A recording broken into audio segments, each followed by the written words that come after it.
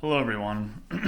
This is going to be a brief discussion of one way to cite references in the papers that you're doing. Now, I think for most of you for this class are probably going to be doing these in APA. That is a standard citation format style. There are actually many of these. Probably in 119 or 120 you covered APA and MLA. Those are two of the most common citation styles. Now, it can be really confusing at first. Even 20 years into writing, these citation styles can get kind of tricky depending upon which ones you're using. So I want to show you a really quick and easy way to set up a citation database that you can usually carry with you and use for all of your future papers, even in through graduate school, if you choose to do that. So you have up here the home, insert, draw, design, layout, references. What's that? Mailings, review, view, etc. What you want to do is go to the references, okay? And then you'll see all these little buttons and tabs or whatever they're called up here. So what you are doing, what you're looking for is this area right here, citations and bibliography. Now what you want to do is go to style, because style is going to dictate what kind of citation style you're using. So here you can see that you got APA, Chicago. I don't know that one. I never use those ones. Harvard is pretty easy. This one, ISO 690 numerical reference, is a very difficult scientific one that I've used for some articles. Turabian, this is also known as Chicago. It's a kind of variation on it. Here's MLA. So let's go with APA. Okay, so that's going to automatically translate the citations that we enter into APA format. So you're not going to have to do this by yourself. If your computer's broken or if this citation thing doesn't work on your computer for whatever reason, you can always go to OWL Purdue, right? If you go to Google, type in OWL Purdue, MLA, APA, whatever, and it will take you to their website, and then that kind of manually shows you how to do all the citation styles. But there's a quick and easier way that I should have been using for the last 10 years, but only did for about the last year, which is this little function here. Now, what you want to do is you want to go to Insert Citation, Add New Source. Okay. Now, what you're going to see here is your type of source. Now, you have a lot of different types of source here, sources. Book. If you have a chapter from a book, that would be a book section.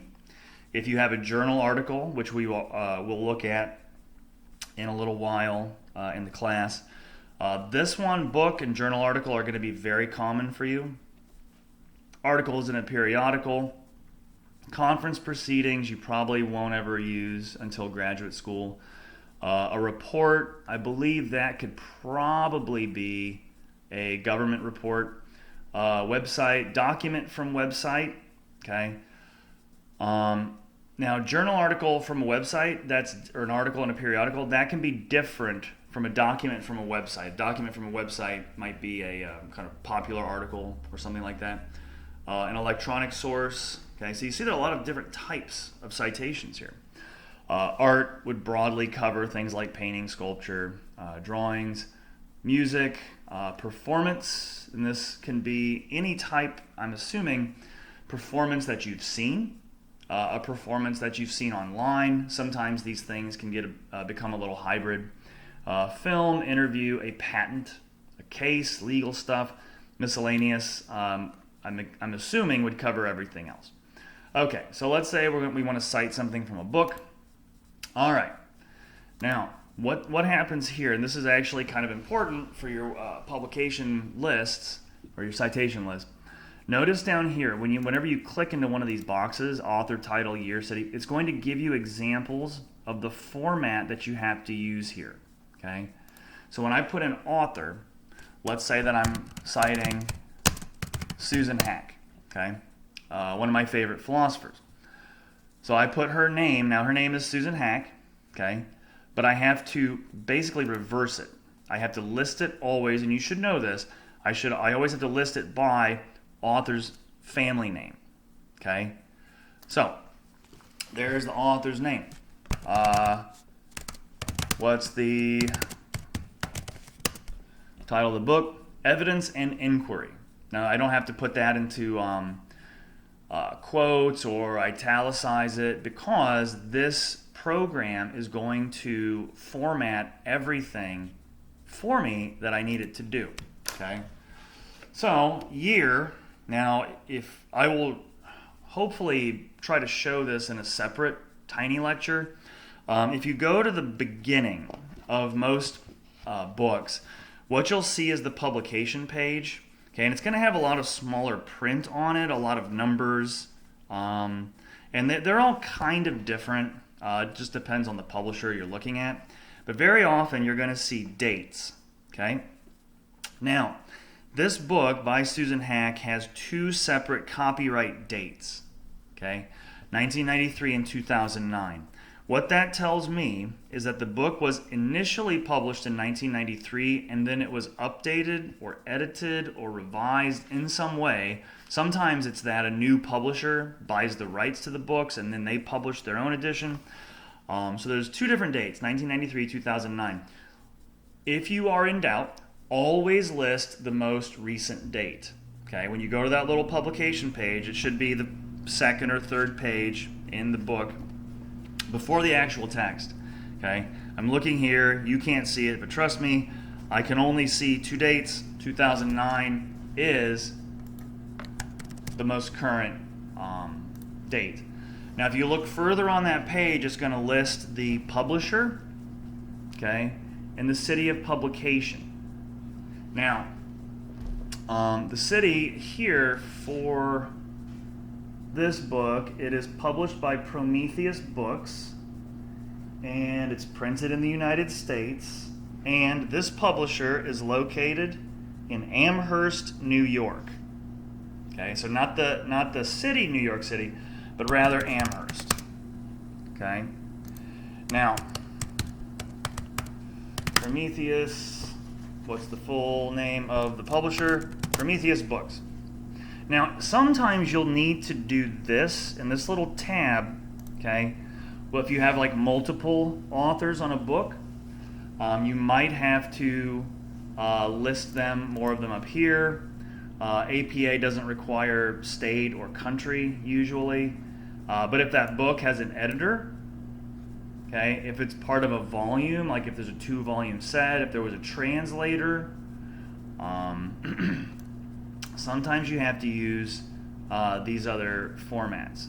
So you can see here, if I am accessing this book from a website, okay, I am going to have to, per APA and or MLA standards, I'm going to have to go in and fill in day accessed, the URL for the website, maybe the DOI, that's a specialized number for online articles.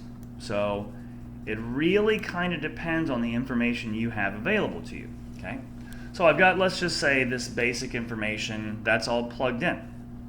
So I hit OK, and it will generate my in-text citation. Okay, so this is what, if I'm quoting from Susan Hack, okay, it's going to look like this, blah blah blah blah blah blah blah blah blah. And then I hit insert citation, and that's going to automatically format the information for APA that I need it to do. Now, what do I do after this? Okay, let's say, because I notice here you don't have a reference list. There's nothing else that the paper is generating yet. So what I do, go up to bibliography, and I go to this. Okay.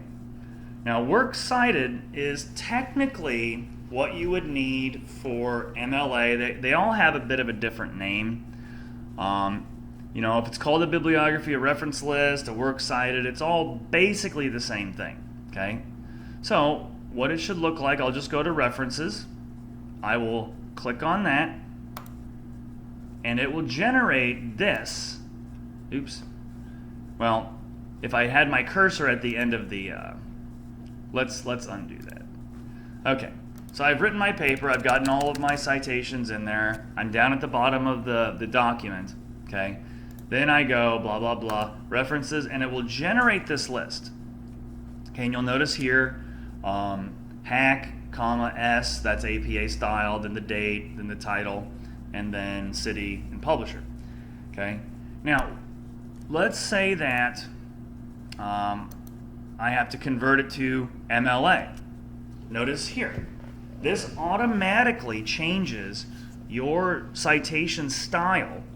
Okay, it basically, this codes everything in your paper, and no matter what, depending on which citation style you need, okay, it will change them for you.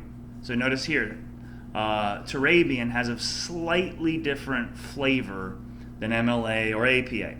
Here, it's going to, in the text citations, it's going to give the date. It gives the date in a little different format. This basically stays the same. So since we're doing APA, let's just stick to that. Now notice here, in my quote, it has author's family name and then the date.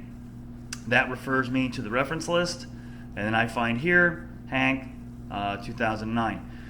Now, this is super easy to use.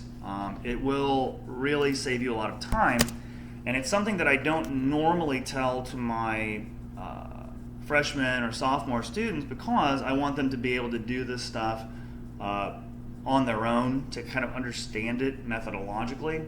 Since you've all been through 119 and 120, and of course, as we all know, remember everything from those classes those 2-3 years ago, you don't need the reminder, right? Ha ha ha.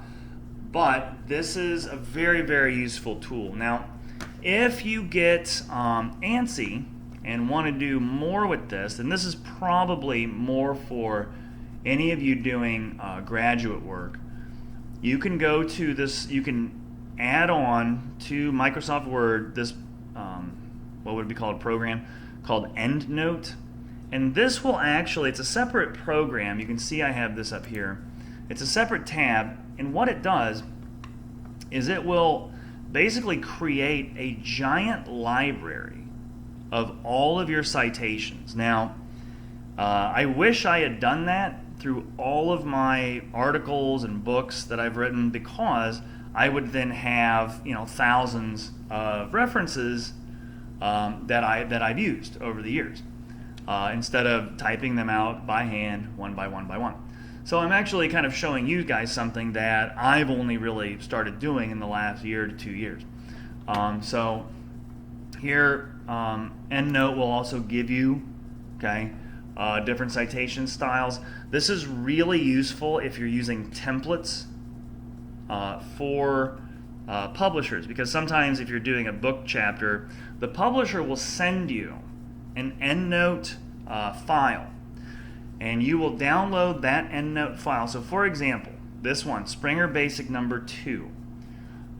This was a citation style sent to me by a journal that I'm doing 2 articles in, and when you click on this, what it will do, when you start the program up, it will format everything the way that they want it to be formatted. So basically, they're giving you the citation style and the template.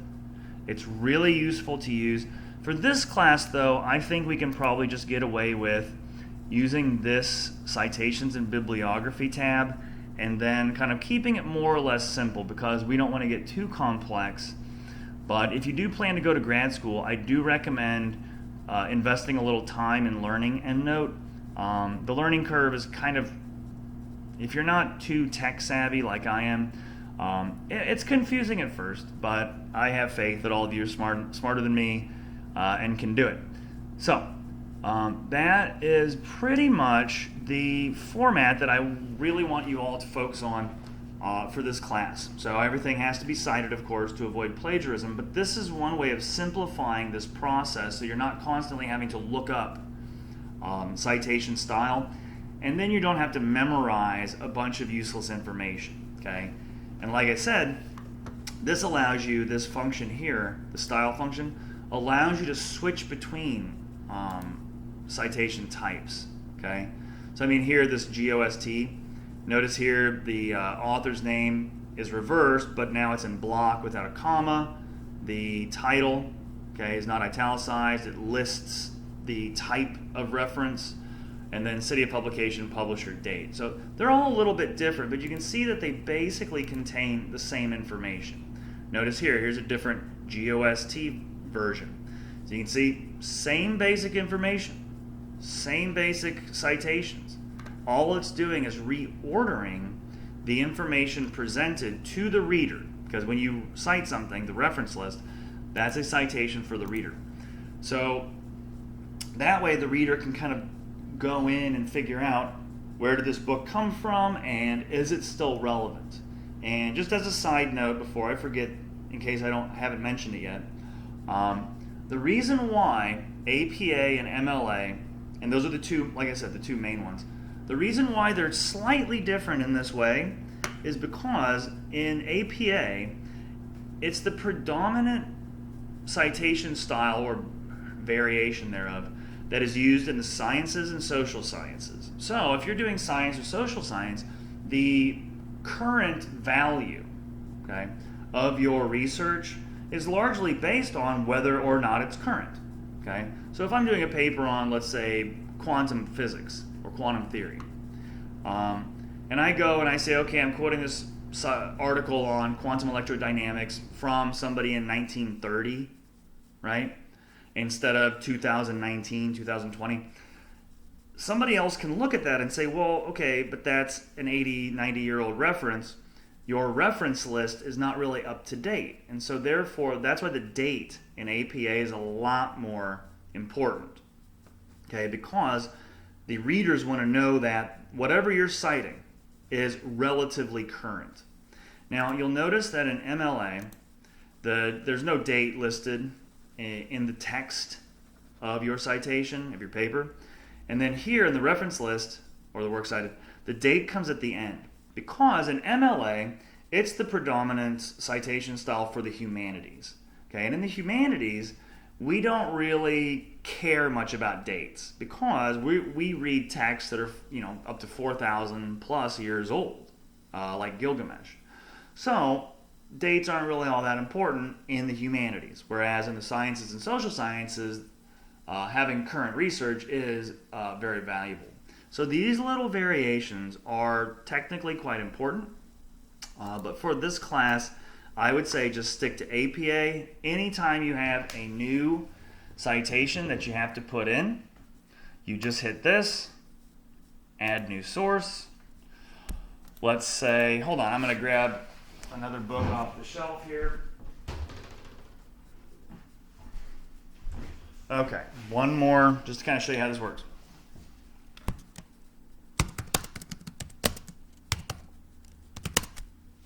So, the author, Franz de Waal. Oops. He's a primatologist. He studies chimpanzees and bonobo behavior. Really fascinating stuff. This is actually kind of an older book. But if you've never heard of him, I really recommend most of his books. They're actually really, really fascinating stuff. This was published in 2005. This was published in Penguin, USA, so that means it's New York, and Penguin books. Okay, so that's basically all the information I really need. I hit OK. Now notice, once again, it's not going to automatically add him, okay? It added him here because, and I'm showing you this, because that's assuming that I already had a quote from him. Okay, so I quote that book, I hit insert citation, and then I add that information. It automatically adds his name, comma, and then the date. Now notice here, it doesn't automatically add him to the reference list. Okay, you only do that when you are done with your paper. Okay, so let's say oh, how nice! Isn't that nice? It makes everything look really pretty, and it's automatic. Now you can do this again. I'll show you this. one more thing. Blah, blah, blah, blah. Let's say I want to cite DeWall twice. Okay.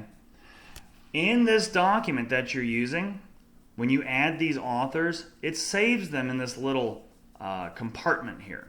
Okay, so I'm not adding a new source. If I'm citing DeWall again, what I'm looking for is, let's say the same book. Now that adds him yet again, so I don't have to redo all that information. And these, being from 2005, would indicate the same text. Okay, we'll get into kind of multiple authors if we have time or if it's needed. We'll get into multiple authors here later. But this is just a really useful tool, and it's something that if you're not familiar with, can save you so much time and so many questions as far as the basic citation process. So I hope this helped, and we'll talk a little bit more about it as the class goes on. So, all right, thank you very much, and yep, that should cover it.